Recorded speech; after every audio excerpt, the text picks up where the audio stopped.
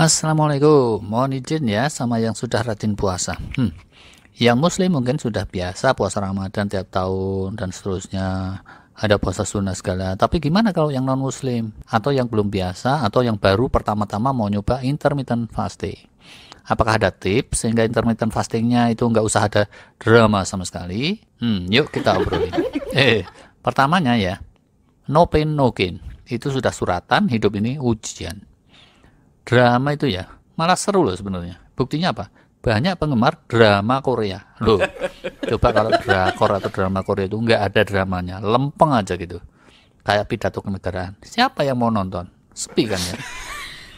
Pidato Pak Lurah di kelurahan gitu, wah itu nggak ada yang pemirsanya sampai nangis-nangis gitu kayak drakor. Jadi kalau nggak mau ada painnya sama sekali itu nggak bisa. Mau belajar gitar sampai bisa, pastilah ujung-ujung jari ada pegel-pegelnya. Mau belajar renang, biar dikit pasti ada ngos-ngosan leb-lebnya di air, pasti ada. Belajar puasa dan mengadaptasikan diri untuk puasa intermittent fasting juga mirip. Apalagi kalau menyasar intermittent fasting yang sampai 23 jam. Pasti ada painnya. Itu bad newsnya. Tapi good newsnya, kalau ingin painnya nggak nemen-nemen, ada kok saran-saran dari para ahli dan para dokter yang bisa dipraktekin. Pertama nih ya, cobalah intermittent fastingnya itu di setel pas malam hari tok. Biasanya misalnya gini, makan terakhir jam 11 atau jam 12 malam, terus sarapan besoknya jam 7 pagi. Itu perut kosongnya cuma 7-8 jam. Nah, kalau mau belajar intermittent fasting, pertama panjangin dulu rentang kosong malam hari ini.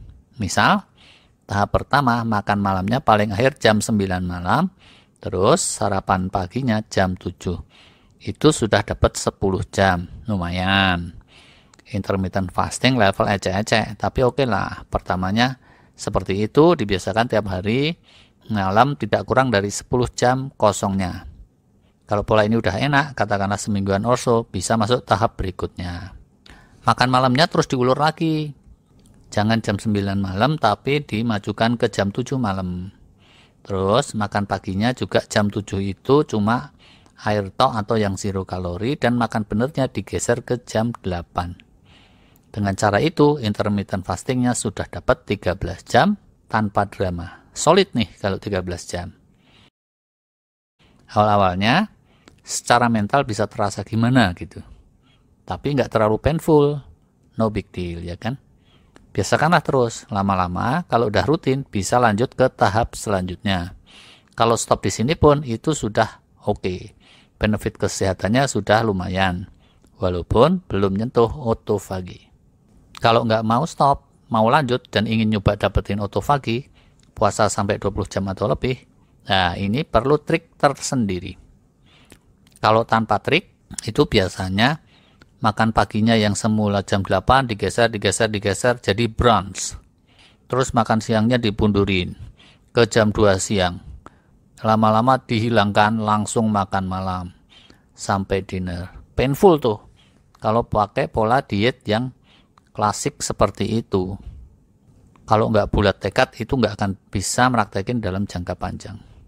Cara yang lebih mudah gimana? Kata beberapa dokter dari luar negeri, jembatan keledainya setelah yang itu tadi, fast like a Muslim. Berpuasalah seperti seorang Muslim. Diawali dengan sahur sekitar jam 4.30 lah gitu, sampai buka sekitaran jam 6 lah. Itu periodenya juga 13 jam setengah, cuma bedanya siang hari. Nah, tadinya kosong 13 jam malam hari diubah jadi siang. Bisa dong, enteng lah ya. Kalau ada yang bilang nggak bisa, itu psikisnya aja yang bermasalah. Oke lah, di awalnya, yaitu pertama kali, mungkin ada painnya dikit-dikit. Lemes lah, pusing lah. Tapi kalau udah ada pembiasaan malam hari itu tadi, nggak akan parah. Atau bahkan juga nggak akan muncul babar pisan. Tantangan yang lebih serius itu justru bangun sahurnya. Moto itu pliket kempel. Seperti dikasih lem, biasanya seperti itu. Tapi ya sudahlah, kalau tidak punya tekad dan tidak punya self disiplin untuk pasang beker dan bangun pagi buta, ya udahlah, silakan move on, stop aja sampai di sini, karena ujung-ujungnya intermittent fasting pun itu nggak akan bisa sih kalau nggak punya self disiplin juga. Sebaliknya, kalau tantangan kecil tadi bisa diatasi, yaitu sanggup untuk bangun pagi buta, sukses intermittent fasting sudah di depan mata.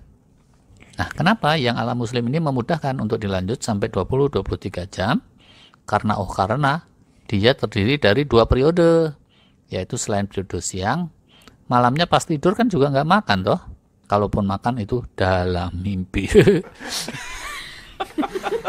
Enak-enak tuh biasanya makanan yang muncul dalam mimpi. Ya itu mimpi orang susah sih biasanya kalau mimpi makan enak itu. Sahur muslim yang tipikal itu awal-awalnya biasanya porsinya porsi siap tempur. Wah, rada banyak setengah kalap. Tapi kalau sudah beberapa kali praktek, misalnya seminggu sekali gitu, cobalah kali yang keempat atau kelima makan sahurnya dikecilkan porsinya. Di hati mungkin ada rasa was-was, tapi itu lagi-lagi urusan psikis tok. Kalau dilihat dari sisi metabolisme, dan banyak orang sudah ngerasain sendiri puluhan tahun, faktanya di 4-5 jam pertama dari puasa itu nggak akan muncul krisis energi.